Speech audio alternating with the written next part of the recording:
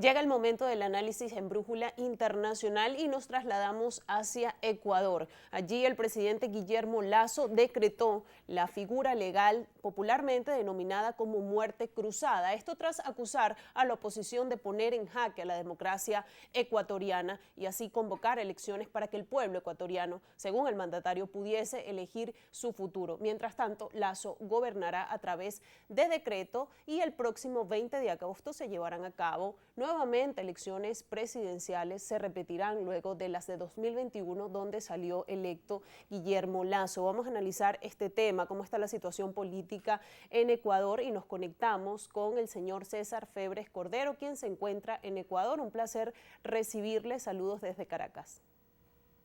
Un placer estar con ustedes desde aquí. Un abrazo, hermano, hacia Caracas y hacia toda Venezuela. Otro para usted, y gracias por acompañarnos, para ayudarnos a entender lo que está sucediendo ahora mismo en Ecuador con esta figura legal de la muerte cruzada, que además está amparada en la Constitución del 2008. Y le pregunto, con esta herramienta legal que tiene tanto el Ejecutivo como el Parlamento, ¿realmente se puede de alguna manera evitar una crisis política mayor y la estabilidad de todos los poderes del Estado? Bueno, esa fue la intención del constituyente en Montecristi en el 2008. Si uno revisa el acta 71 de la Asamblea, donde está el registro del debate, se puede ver que se mencionaba explícitamente en el informe de mayoría y en las alocuciones de los asambleístas de esa época que ese mecanismo era para evitar crisis políticas o subsanarlas, para que los conflictos entre el Ejecutivo y el Legislativo no lleguen a mayores. Por supuesto, siempre está el debate de qué es verdaderamente una crisis y cuándo es suficientemente grave como para justificar esto, pero la Corte Constitucional en el Ecuador, que es el máximo órgano y que para estos temas y la Constitución reconoce el que debe generalmente controlarlos, dijo que es una cuestión subjetiva al juicio del presidente y no tenían ellos por qué revisarla, por lo menos en su proclamación. Así que en este momento efectivamente nos encontramos sin una asamblea, sin un poder legislativo, con un ejecutivo, pero su poder es igual bastante limitado. Ahora bien, señor Febres, me surge una duda con respecto a este recurso legal, y no enfrenta a dos sistemas políticos tan diferentes como el presidencialismo y el parlamentarismo.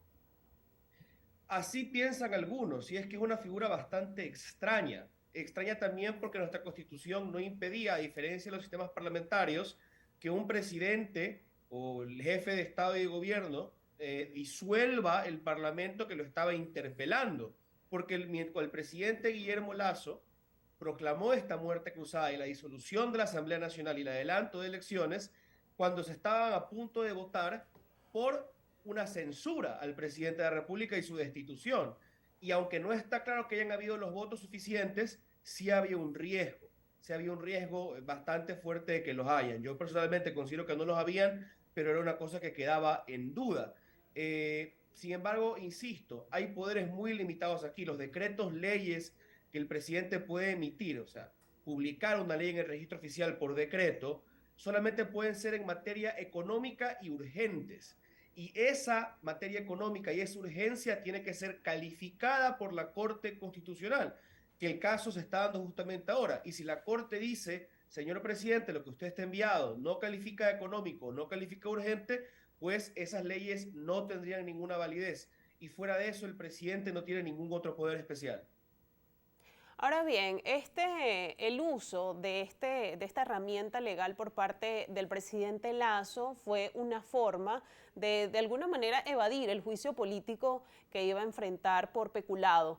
Ahora bien, ¿logrará Guillermo Lasso poder evadir este juicio, presentarse a las elecciones y ganar estas elecciones para completar su mandato? Del juicio ya se salvó. La asamblea disuelta, no existe más proceso de juicio político contra el presidente de la República. Podría presentarse elecciones y estaríamos esperando el anuncio en pocos días, ya que el Consejo Nacional Electoral ya ha puesto ciertas fechas.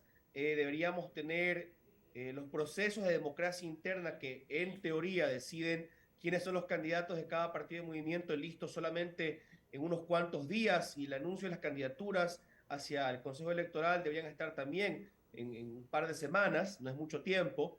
Sin embargo, la impopularidad del presidente es altísima, el rechazo del presidente a su figura y a la de su gobierno es altísima. Y aunque nada es imposible, sobre todo en el Ecuador y en nuestros países latinoamericanos, una victoria del presidente Lasso o de un candidato del presidente Lasso es virtual, es bastante, sería bastante increíble, no se ve en el panorama próximo. Incluso hay la posibilidad de que no candidaticen a nadie.